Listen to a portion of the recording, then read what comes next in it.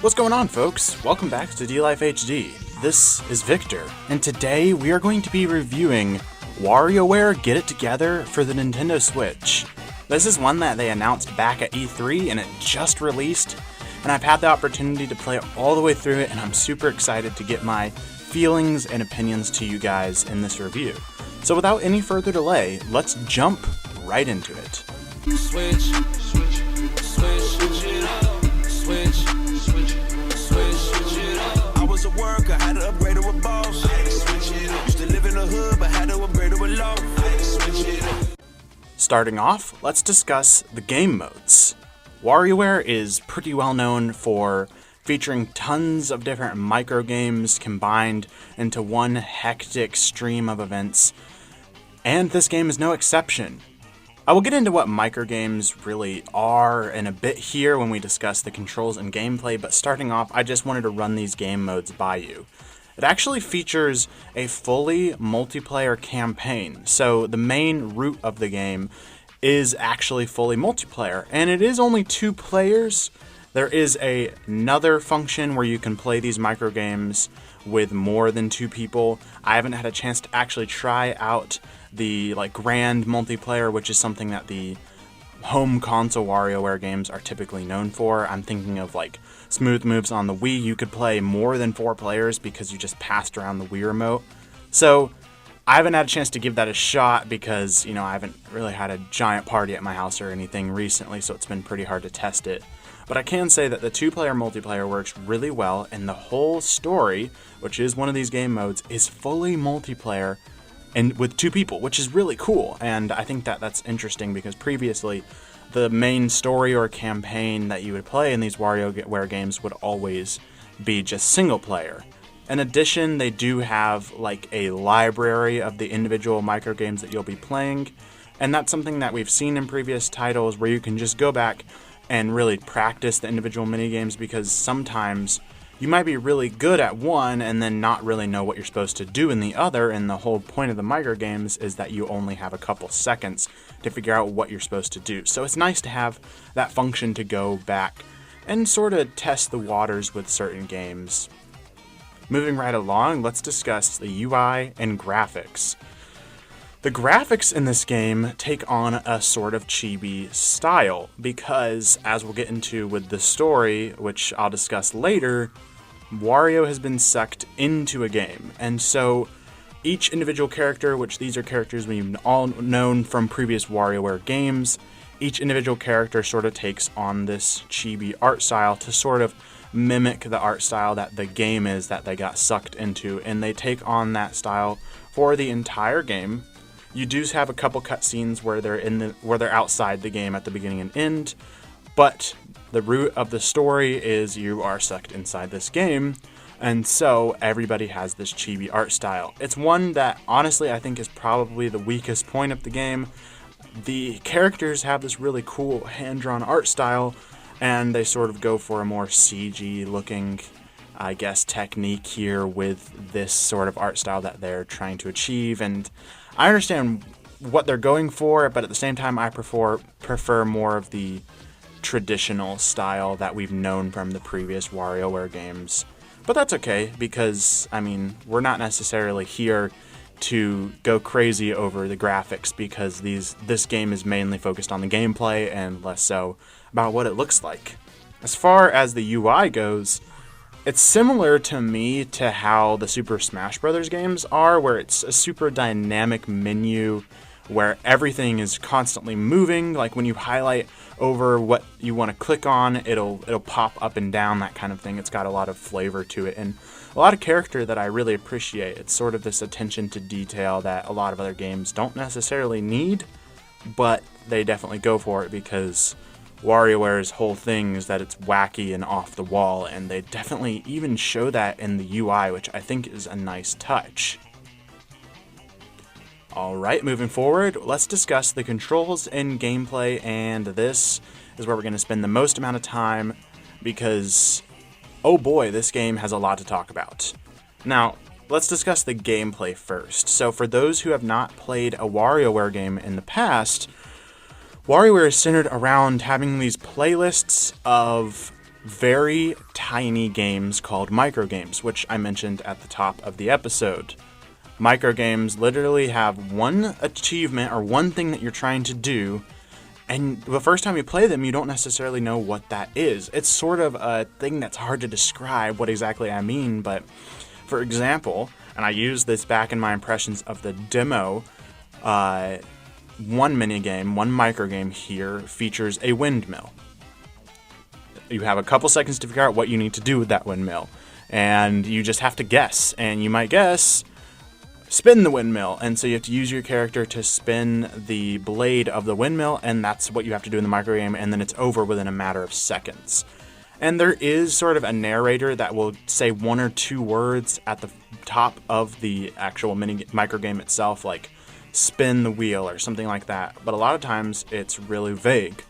Like, it'll say one action, that's it, one verb, and you have to guess what you're supposed to do. Like, protect, and then you see something sort of flying towards spikes, and you have to push it away, or you have to stay safe from giant laser beams that are shooting, so you have to find shelter in some regard, and so it's really quick decision making, and eventually you become familiar with these individual microgames, but sort of the fun of it is playing through the story for the first time and encountering these microgames that you've never played before. And so when you start a new WarioWare game, all of the minigames, there might be a couple that are similar to previous games, but that's sort of the thing, is it's a completely blank slate, and they start over, and it's all these tiny individual games that are stringed together that you've never played before.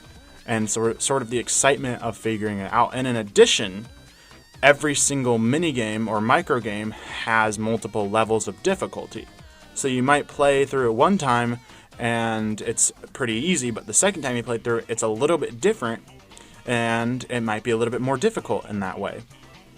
So every single microgame has 3 levels of difficulty that will change the microgame slightly. And maybe you have more things that you need to collect or something like that. But it's really fast-paced gameplay that this franchise is known for, and it carries over into WarioWare Get It Together really well. And where I was sort of struggling and afraid that this game might fall short is in the changes that they've made. Now, this game features fully playable characters. Previously, you couldn't play as an individual character. Each microgame, like on the 3DS, you would use the touchscreen to achieve things, or on the Wii, you would use the pointer controls and the motion controls. In this game, you're actually individually controlling each character to achieve what you're supposed to do in these microgames. And I was afraid that that was going to take from the, I guess, style and passion that was previously poured into these games, and I'm happy to report that it doesn't detract from what the games are known for.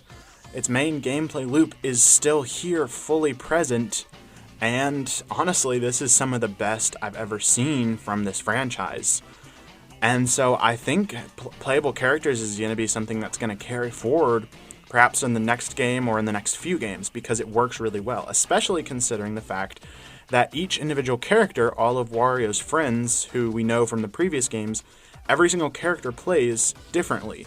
Now, there are some that play very similar, or there might be one small change between them, but there is so many characters that you can play as that you mismatching them into your party, you're going to be having a lot of diversity. And so I mentioned earlier that each minigame or each microgame here has 3 different difficulties.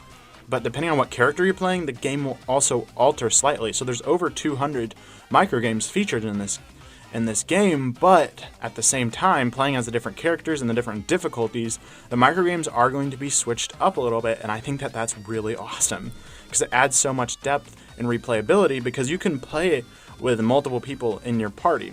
At first, you're playing with 2 people or 3 people, and then it moves up to upwards of 5 people in your party, so every single microgame you're playing as a new character.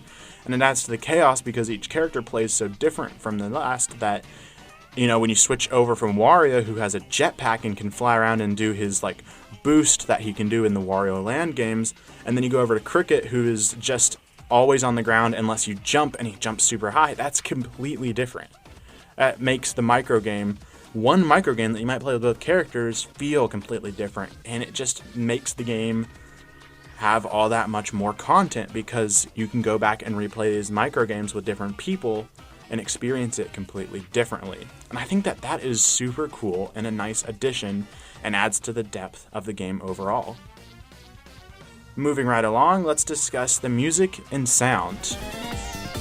Get to the green.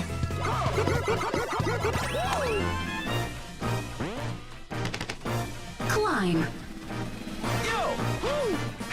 Well, a lot of Wario's sort of character is like gross fart humor, that kind of thing, and that definitely carries over into this WarioWare game because the music can be goofy at times. I mean, we're going into a video game, and so a lot of it might be in the sort of 8-bit or 16-bit style, and there's a lot of diversity to the music, honestly.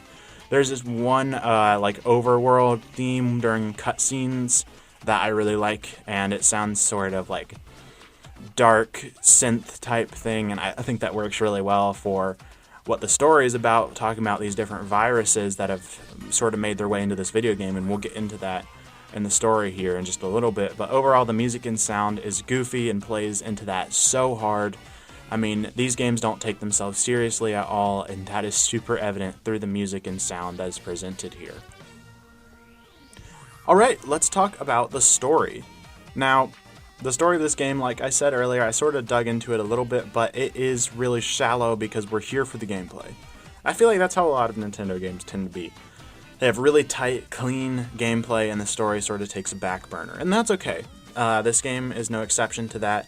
Basically, for those who don't know, WarioWare is a video game company that the character Wario has created because he's greedy and he wants a lot of money.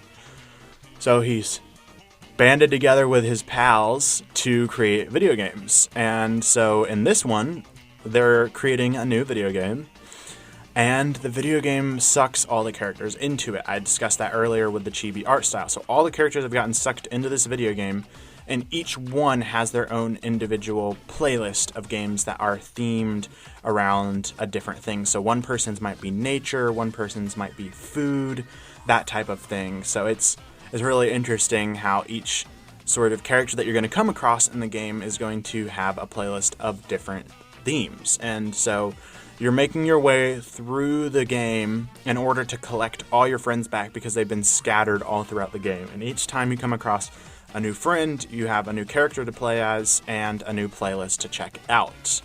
I especially like Ashley's food playlist and Jimmy T's fitness playlist as well. Those are very, very fun.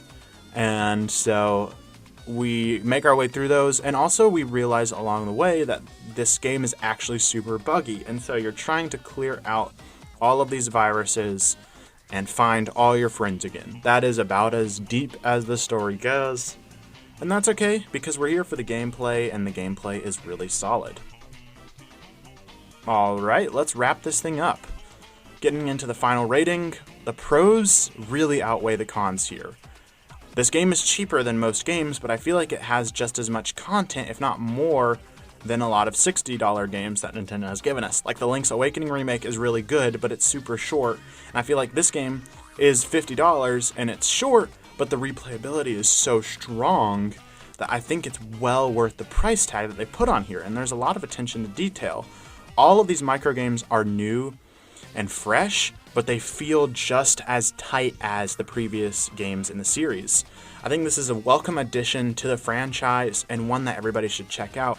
As far as the cons go, I feel like I'm not a big fan of the art style. Some of what they were going for with the multiplayer function doesn't work. I feel like this works better as a 2-player game than it does a 4-player game.